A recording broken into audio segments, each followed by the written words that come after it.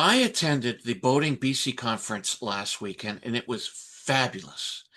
And over the 2 or 3 days of learning about a very, very exciting industry that is really under the radar, Quadrant Marine Institute kept coming up. The name of QMI was constantly referenced.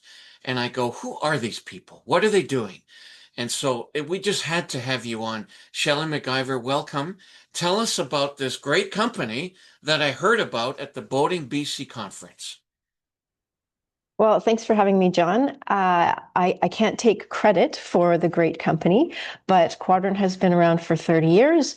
It was developed out of a need from the small craft industry locally here in British Columbia, and specifically at that time here on Vancouver Island, for there to be a training program, a way to put workforce development into the small craft marine industry here locally, and it has expanded.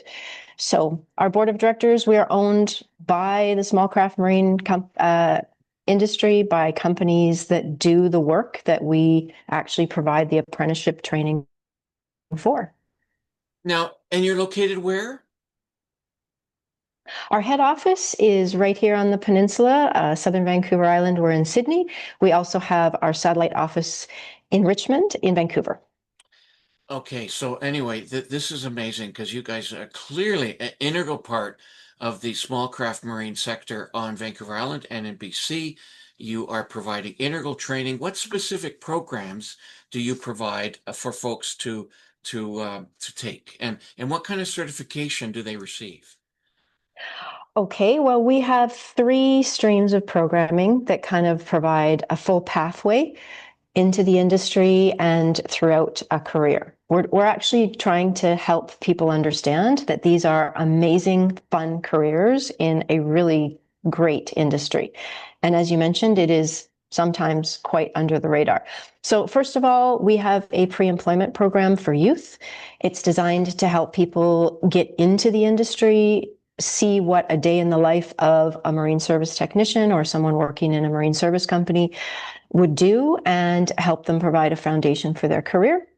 The second training stream I mentioned already is our Marine Service Technician Apprenticeship Program. It is a full 4-year program leading to a journey person qualification in marine service. That program runs here in British Columbia, in Nova Scotia, through our partner, the Nova Scotia Boat Builders Association, also in Bellingham, Washington, through our partners at the Working Waterfront Coalition in Bellingham. So our program, after you graduate with your journey person status, our program also provides marine service manager training. We find most of the people who are in management positions on the service side, managing the projects and the day-to-day life, they come up from the trades. And so this gives them an opportunity to be certified as a marine service manager. And then we have continuing development, continuing education courses for people that just want to take like a bite-sized micro-credential in hazard and risk assessment or leadership or something. That's extraordinary. That is certainly a real necessary foundational piece for the industry, which, as I mentioned, was held in high regard within this Boating BC conference. What is the business model? I'm suspecting that it's government funded, and of course, you know, I do a ton of issues-based podcasting. We talk about government funding. Recently, we talk about how government funding and government has run out of money. Has that impacted you guys at all? Absolutely. We are almost, well, I won't say entirely government funded. As an education provider, though, if I look at the different programs, our pre-employment program for youth, for instance, 100% government funded. In fact, the applicants were bringing in a pool of people who are underemployed, unemployed, or precariously employed from industries that, you know, have maybe struggled. So it has a great success rate, but the applicants actually are allowed to pay for nothing. So we are providing absolutely everything, including wraparound supports for them, 100% government funded.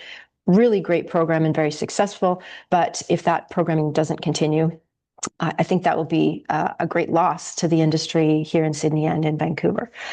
Our apprenticeship training program is about 65% government funded through Skilled Trades BC. So those are subsidies for seat funding. Essentially, every seat has a certain dollar value attached to it. The rest is subsidized by the actual tuition for the courses. There's training tax credits, which are very helpful to entice people to go into the trades. But some of those, not ours yet, but some of those have suffered in the last few years.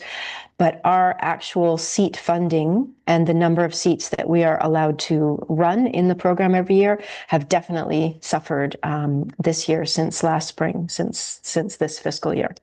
I was startled at the amount of support there is for your company and your training offering. Certainly, we would encourage folks to call their local MLAs um, and indicate that if we're going to grow our economy, which certainly is the theme of the voting public these days, is grow, baby, grow. And let's pay for some of our services that we are sadly lacking and running out of money for. You need skilled tradespeople. You need people that can do the job to build the industry. Okay, that's my political rant. Okay. You won't get any argument from me on that, John. I feel the same way, and my biggest concern is that if we lose on apprenticeships, those stronger building models they seem to be framed around micro-credentialing and upskilling already skilled people.